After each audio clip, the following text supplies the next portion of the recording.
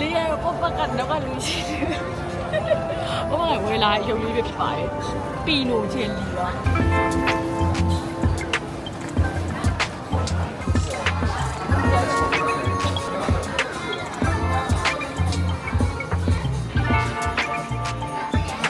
ဆိုင်မဲ့ပါတယ်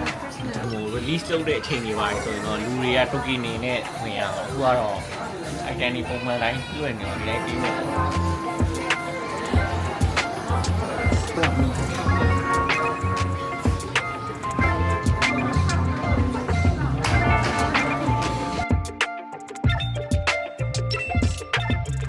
ယ်လေးရဲ့ပပကတော့လူရှိတယ်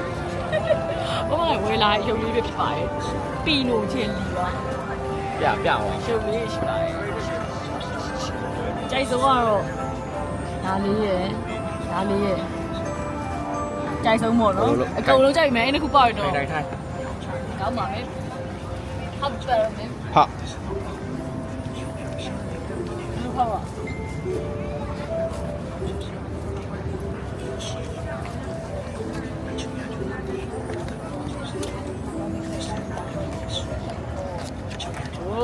အဲ့ဒါကပ်ပါတယ်ကပ်ဖို့မရှိဘူးဘယ်လောက်ပေးရလဲ380ပါโอ้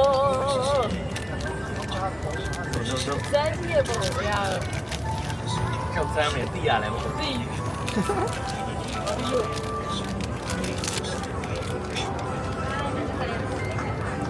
အစိမ်းကောင်းလေးပေါ့လေ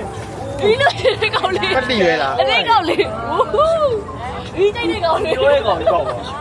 အကောင်းလေးอ่ะဒီကောင်းပေါ့ဒီခဏလိုက်စိမ်းကောင်းလေးပါကြာကြည့်ဒီပါဒီကောင်းလေးဟုတ်ပြီမကြည့်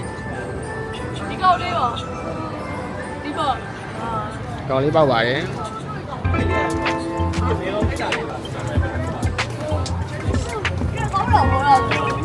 လူခံစားရလဲ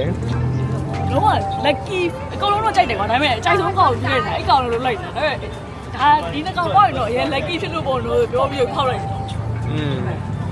super lucky ဖြစ်ပါတယ်အထဲမှာရွေးသေးလားဘေးကဘူးရွင်ကောင်းမလဲဒီရလေးကအဲ့လိုခံစားချက်ရကြပြီးတော့နောက်ကဟာတခုအဲ့ကိုလေးရိုက်သွားတယ်ရွေးလိုက်တော့